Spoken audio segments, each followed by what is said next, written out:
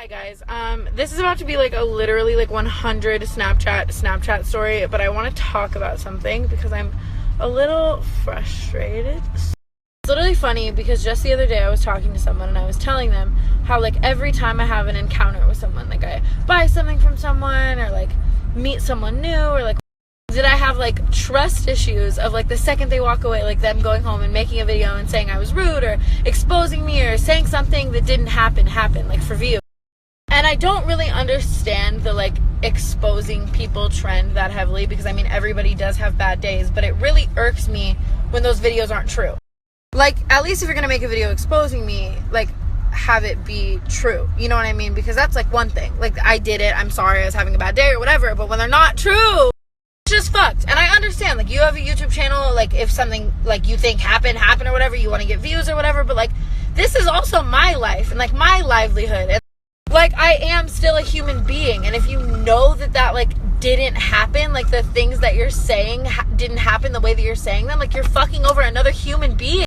I just don't get how, like, people I can meet and, like, have super small encounters with can turn around and be like, I'm gonna make a video, I'm gonna say she did this, I'm gonna say she said that, and, like, not care if it, like, fucks me over because it isn't true. I get it that I've had, like, a scandal before where I, like, looked bad or I looked like a liar, like, whatever, I did things wrong, but, like, is it just bandwagon to make me look like a shitty person now when I'm not? Like, every single fan I've ever met every single person I ever meet after meeting them, they always tweet me, like, you're so sweet, you're such a nice person. Like, everyone around me is like, you're a nice person, you're a good person. Never fucked up to people unless they're fucked up to me first. I don't think that I'm, like, some kind of celebrity. I don't think I have any kind of hierarchy. I literally think I'm a regular shitty person, and I'm always nice to people. So now I just want to start talking about this, I guess, whatever. I want to nip it in the bud before it, like, blows up. I want to, like, talk about it now. So all of the drama channels begin saving my Snapchats to make you talk about that. By the way, those drama channels that, like, save people's Snapchats and, like, repost them as YouTube videos make so much money. Like, that's what I'm going to do when my YouTube channel flops instead of making... Okay, so basically, I went to Coachella last weekend, and I went with Amari, and I had a VIP wristband, and Isabella had a VIP wristband, and Amari wanted to go, but he didn't have a wristband yet. And so I was like, well, I really want an artist wristband because I really want to try to meet like Lorde and Lady Gaga and all that kind of stuff. So when I get there, I'll buy an artist wristband for my friend and you can buy my VIP.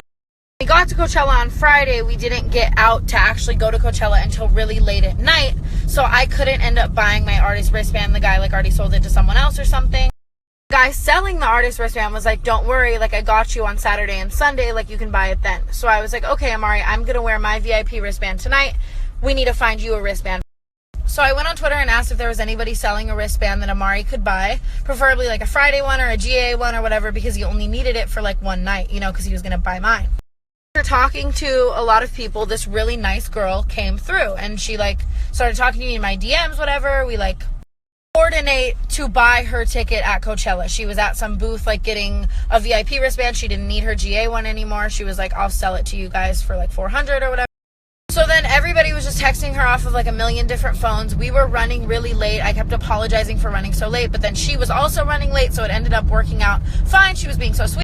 So we get to Coachella. She meets us outside of the VIP entrance. We get there, and I was originally just going to give her like $400, and then I kept apologizing for like how long this took, like how long it took and like how loud. So when we get there, like she was really nice, but I could tell she was kind of annoyed, and she kind of insinuated that she like wanted a little more money for us like taking so long, but like she was also running late. Like I'm confused, but what? I'm a nice person. I'm not going to sit there and be like, no, we'll only give you this. Like if we inconvenience you at all, of course I want to pay you more. You came and met up with us. You were texting us for the past few hours. It was inconvenient. We give her the original amount we agreed on, and I think like $100 more. I don't remember the exact amount. Isabella was handling the money for me, and like I was probably tipsy at best. I was not drunk like she. And she was really nice about it. She was like really sweet, whatever. She asked us all to take pictures. And so I took like 2 pictures with her. And the first picture we like messed up. I wasn't ready for it. And then the second picture was like, and like in her video, she was saying like, look how drunk Tana looks in this picture. I just wasn't ready for it. And like that also really sucks. And I was like really nice to her. And like, then she's about to leave. She's being really nice. We're all having like a really nice time, like just talking, whatever. She tells Amari to make sure to go through general admission, not VIP like us, because we're VIP and he was buying. So she leaves. We're like, cool, thank you so much for the heads up, whatever. Bella and I go through VIP. Amari walks away and goes through GA.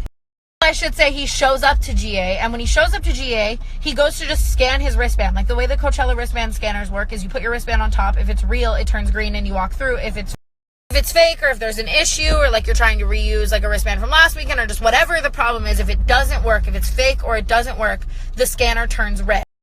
So Amari tries to scan his thing in GA and it turns red and it doesn't work. And the Coachella workers basically tell him like, oh shit, like you got sold a fake wristband or someone already scanned this in early. And I was talking to the Coachella people, like the security or whatever, and I was like, no, like there's no way it's fake. I just bought this wristband like just like fucking 5 minutes ago. Like there's no way this is fake. I need to go in. And then I'm like scanning, I'm like trying to, like, I'm like, no, come here, look. And I like scanned it again because I thought it was gonna work. Once again, it's red. And they're like, come with us. Come with us. Okay. So then Bella and I are inside of Coachella, and Amari basically, long story short, texted us and said the Coachella worker said my wristband is fake, it's not scanning, it doesn't work, like I'm waiting like on this street corner until Coachella's over. They literally cut the wristband off of his wrist. If a wristband is just not working and there's some kind of issue or whatever and you can like get a new one or something, they don't cut it off your wrist. Like if it's fake, they cut it off your wrist. And I guess like fast forward a little bit, whatever, we text her, we try to talk to her, we're like, is it fake, whatever. She says that it's not fake. She said she's gonna go talk to the Coachella workers tomorrow, blah blah. I was never ever mean to her, even when asking if it was fake. Like I was just like sad, like it sucks, like I was like being sad, like I wasn't even saying like you'd like mean things to this girl. I feel like if anyone was like even the slightest bit rude, it was probably me, because like I texted her like the next day, or like I don't know, like the night of, like right off the bat, and I was like, why would you sell me a fake wristband? Like insinuating. Nobody was being like mean or mad or anything. We were just like asking her questions, like trying to figure out like, is it fake, or like did you scan it in earlier or whatever. And so then she texted me the next day that she like went to a Coachella like help center or what, I don't know exactly what she said, but that basically Amari was like too drunk or something. But like he wasn't drunk at all. Like he literally was like tipsy at best. And then the next day, the wristband is gone. They cut it off of him. I give Amari my VIP wristband, and then I go and buy an artist wristband, and Amari uses my VIP. In her video, she like in the comments or whatever, she's like saying like, I saw Amari's Instagram, like obviously they're lying, he was at Coachella. If you go look at my fucking wrist, it's a VIP wristband on my wrist. And so that was that. I never even looked at that encounter with that girl as that stressful. I was just like, damn, like I'm out like $500 or like whatever we spent on the wristband, but it's not a big deal. At the end of the day, money is a material object. I'm not going to sit here and freak out on this girl. Like maybe the wristband didn't work. I want to give her like the benefit of the doubt. I don't want to be like an asshole, whatever. I'll just give Amari my VIP. So then we have a good time at Coachella. Amari's using my wristband. You guys get the point, whatever. I get home and like 5 days later see a video that's like, Tana Mongeau scammed me at Coachella. Like, how did I scam you? I paid you a lot of money. Then I paid you more money just for the inconvenience. And then when the wristband was fake, I wasn't even rude. We literally just got a portraying me to be like drunk and portraying me to be all these things that I like wasn't, when I was genuinely just like a nice girl to her. I like, why does this girl want to like feud with me? Like, what did I do? Like, it would be one thing if the title was like Tana Mongeau was overly drunk when I met her at Coachella, or Tana Mongeau was a little rude when like she thought that like her ticket was fake, or that she thought I might have scammed. Tana Mongeau scammed me at Coachella. How did I scam you when I paid you a lot of money for a wristband that didn't even work, and then paid you more money unnecessarily, and then we just got another one? We never demanded for our money back when we thought it was fake. We never like tried to meet up with her and like fix it. We literally were just like, oh, well, it didn't scan. They told us it's fake. They cut us off. But like, no big deal. Like, it's like in my comments being like, Tana scammed me. Like, it's her karma that she got arrested. And like, but karma for what? What did I do to you? Out of what? Like, what did we take from her? What did I scam? What did we take from you? What did we do mean to you? What did we do wrong to you? Like, we literally just bought something from you and it didn't work. And we asked you why it didn't work. Like, why is that wrong? I'm pretty sure if any of you guys bought a $400 Coachella wristband from someone and then Coachella told you it was fake, you would ask them. I still wasn't even rude. I'm sure most people would be rude. Like, fuck you, you sold me a fake wristband. I was still just like, I'm really sad. Like, what's going on? Like, is it fake? Like, blah, blah, blah. That's the point of the story. I just wanted to tell you guys the real story before this like goes viral and it's another like, Tana Mongeau's a bad person, when I did nothing to this human being. Nothing. Like, not to sound like a pussy, but like, we were nice to each other. Like, how can that girl be so mean to me when she was so nice to my face? Again, not to sound like a pussy, but it's like every single person I meet, I can't like trust them the way I wish that I could, because people do things like this to me and it hurts and it sucks. It sucks that because I have like followers or a platform, or I've had like scandals before, that anyone who meets me would rather make a video about me saying I did things I didn't do to get views than be my... It's like I wasn't even a human being to this girl. It's like I didn't even matter to her at all. It's like, oh, had like a slight confusing encounter with Tana Mongeau. Now I can get a bunch of views. Fuck her reputation. And it fucking sucks. But I'm not saying anything negative about this girl. I don't want like hate comments left. I just want to clear my own name because I didn't do anything wrong and I'm confused. I'm not about to have another giant like 5 drama channel interview scandal when I did nothing but try to buy a Coachella ticket for my friend and it didn't work.